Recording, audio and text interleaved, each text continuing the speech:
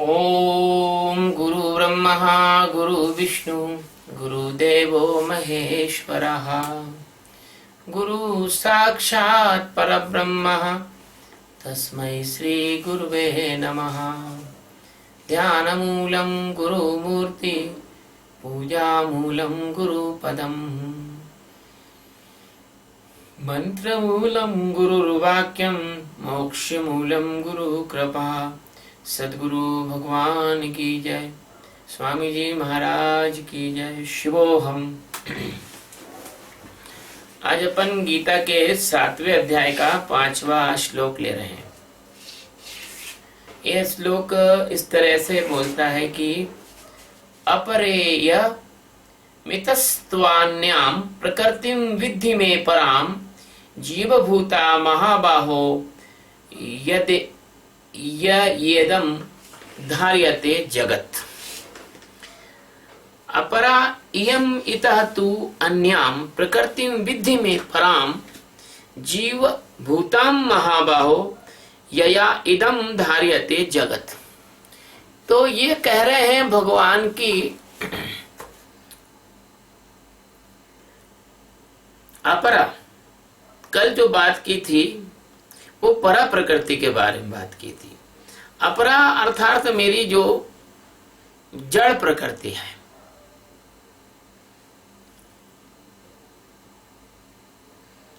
अपरा इयम इतः तु अन्याम। इयम अपरा यानी जड़ प्रकृति, इयम यानी यह, इतः, इतः मतलब है कि इससे, तू तो, इससे तो, अन्यम यानी दूसरी को,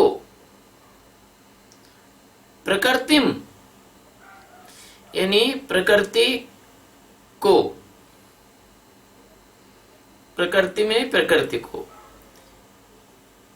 विद्धि यानी जान, में पराम, में यानी मेरी, और पराम, पराम मतलब परा अर्थात चेतन। तो दो प्रकार की प्रकृति आ गई।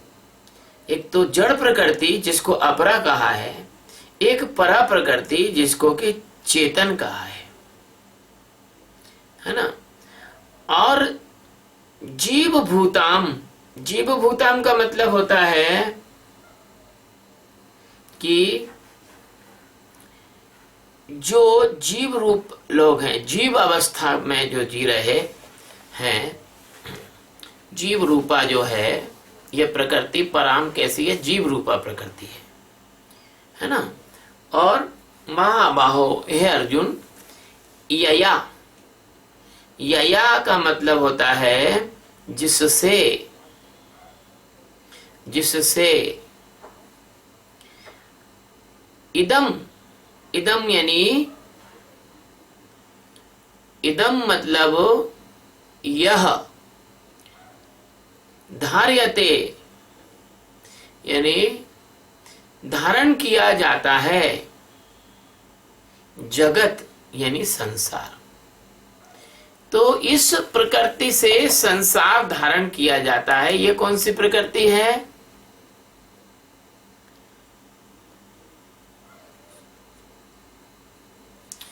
ये प्रकृति है जिससे संसार धारण किया जाता है।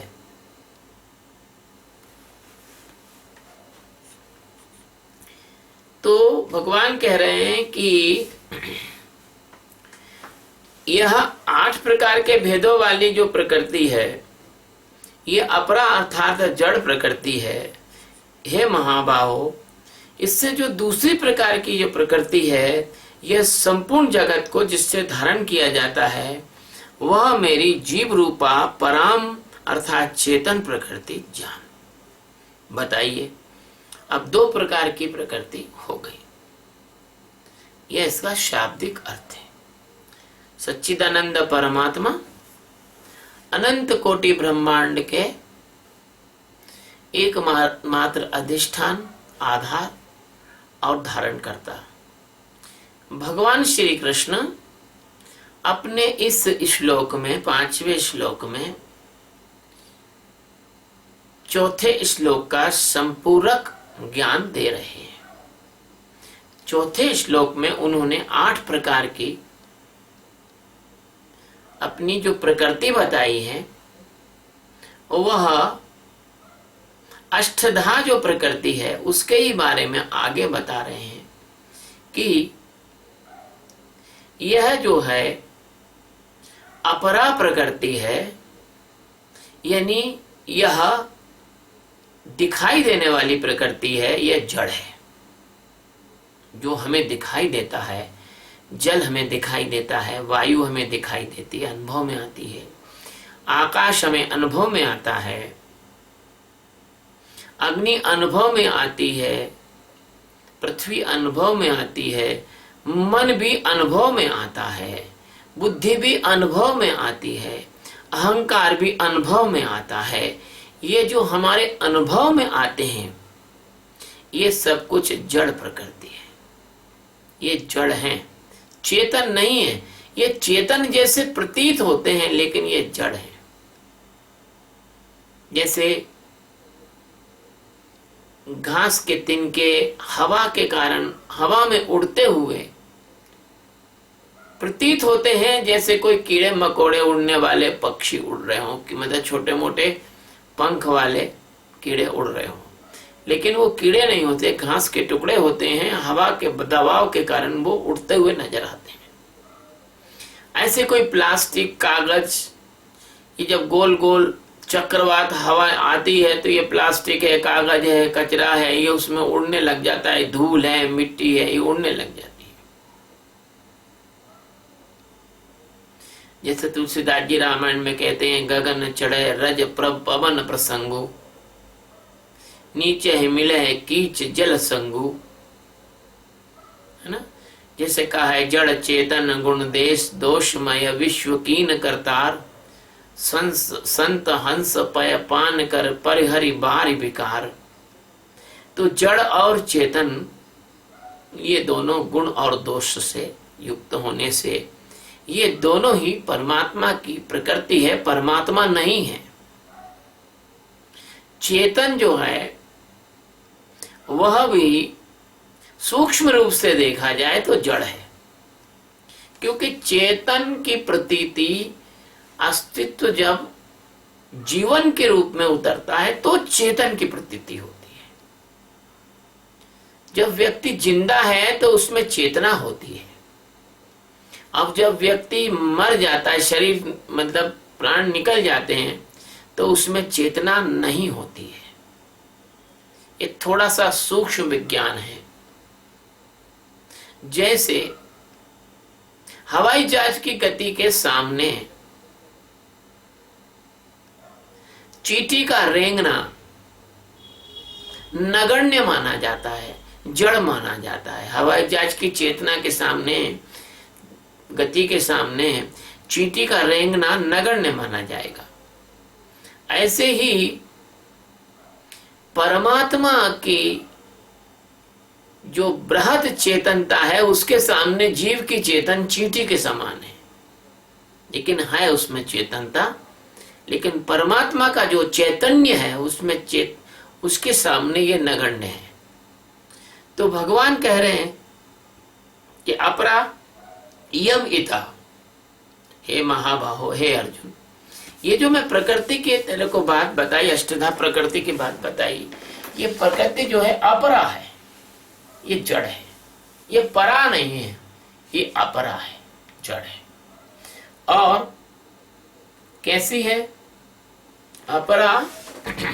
इयम, यह, इतः तु अन्याम प्रकृति विद्धि में परा, और इससे अन्य जो प्रकृति है उसको तू जान के वो परा प्रकृति है। और परा प्रकृति कैसी है? जीव भूता नाम महाबाहो यया इदम धार्यते जगत। और जो मेरी परा प्रकृति है वह जीव रूपा है, मतलब जीव जितने भी हैं, जैसे 5 महाभूत हैं और मन, बुद्धि और अहंकार है, ये क्या कहा उन्होंने? अपरा प्रकृति का, अष्टधा प्रकृति का। तो अष्टधा प्रकृति में उन्होंने इस अष्टधा प्रकृति के दो विभाग किए। एक विभाग इसमें से अपरा है और एक विभाग इसमें से परा है। तो 5 मन बुद्धि चित्त अहंकार, इसको छोड़ दीजिए, तो बाकी तो है जड़ और ये है जीव।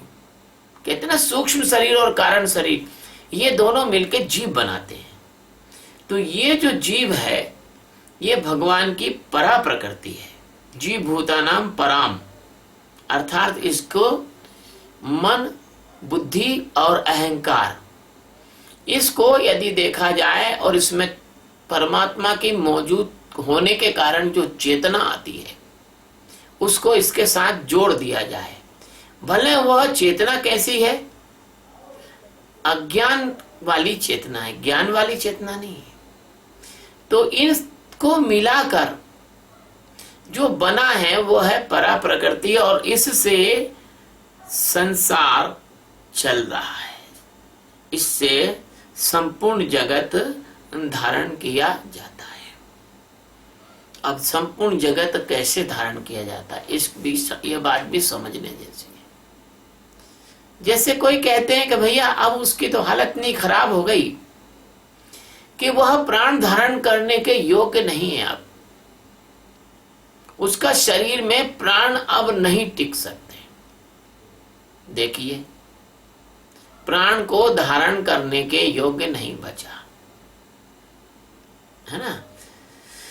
तो जगत को धारण कैसे किया जाता है? तो जगत को धारण किया जाता है चेतना के माध्यम से किया जाता है। और मन बुद्धि और अहंकार इस चेतना के वह रूप हैं जिसको कि सूक्ष्म शरीर कहा जाता है, जो कि मनुष्य के जीवन में या पशु पक्षी के जीवन में चेतना का संचार करने के लिए बहुत आवश्यक है मन बुद्धि और अहंकार। यदि किसी बल्ब का फिलामेंट नष्ट हो जाए, यदि किसी ट्यूबलाइट के अंदर भरी हुई गैस निकल जाए, यदि किसी मोटर कार का पूरा इंजन खराब हो जाए तो वो चल नहीं सकती, ये जल नहीं सकता। ऐसे ही यदि किसी व्यक्ति के अंदर परमात्मा की इस चेतना के धारण करने की क्षमता, स्थिति, बैलेंस खत्म हो जाए तो उसको अपना शरीर छोड़ना होता है। ऐसी चीज को उठाकर आप पूरे व्यापक जगत में ले जाओ तो भगवान की जो जीव रूपा, जीव भूताम, ये जीव रूपा जो परा प्रकृति है उसके बारे में भगवान कह रहे हैं कि इसको तू जीव रूपा परा प्रकृति विद्धि यानी जान। अब भगवान यहां पर मान नहीं कहते हैं, भगवान यहां पर जान कहते हैं, तू जान ले। भगवान नहीं कहते कि तू मान ले, भगवान मानने का नहीं बोलते हैं, भगवान जानने का बोलते हैं कि तू उसको जान ले।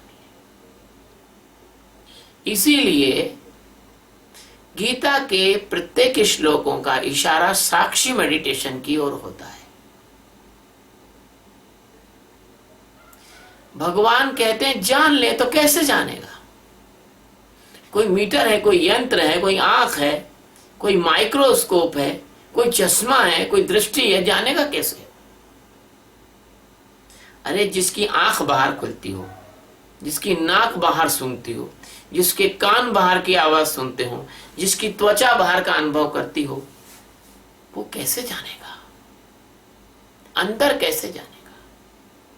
तो अंदर जानने के लिए ही, और ये साक्षी का जो गोपनीय ध्यान है, राजयोग है, ये राजयोग, ये गोपनीय ध्यान अंदर जानने की कला है, अंदर जानने की विद्या है, अंदर जानने का साधन है, अंतर्दृष्टि है।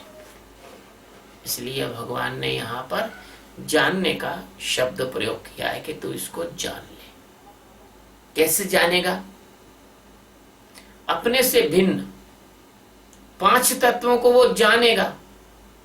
कि देखिए, हर बुद्धू से बुद्धू आदमी से पूछा जाए कि भैया तू शरीर है क्या, तो वो मना कर देगा मैं शरीर नहीं हूं, शरीर मेरा है, मैं शरीर नहीं हूं। देखिए 5 तत्व से तो हट गए। किसी बुद्धू से बुद्धू आदमी से पूछो कि तू मन है क्या, वो कहे नहीं, मन नहीं हूं मैं, लेकिन मेरा मन जो है वो बहुत गड़बड़ी करता है।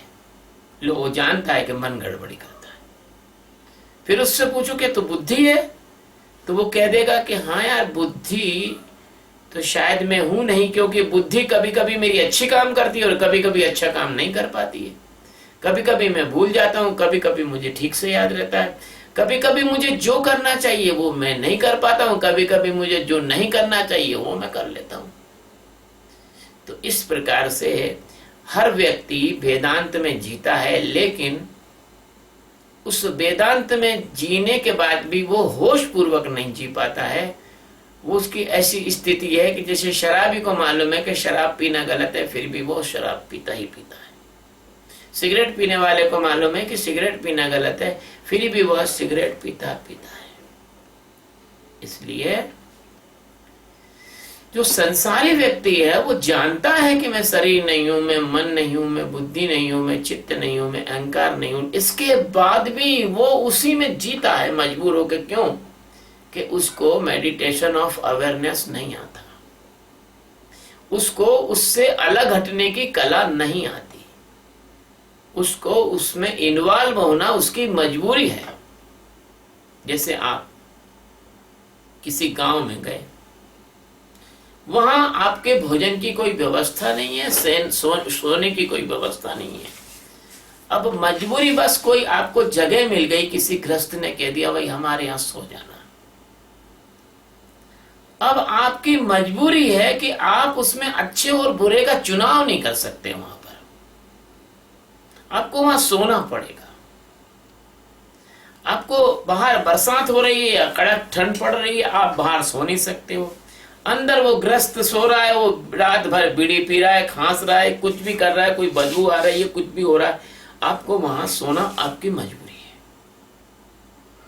आपको भोजन जो है उस घरग्रस्त का घर का भोजन आपको नहीं जमा।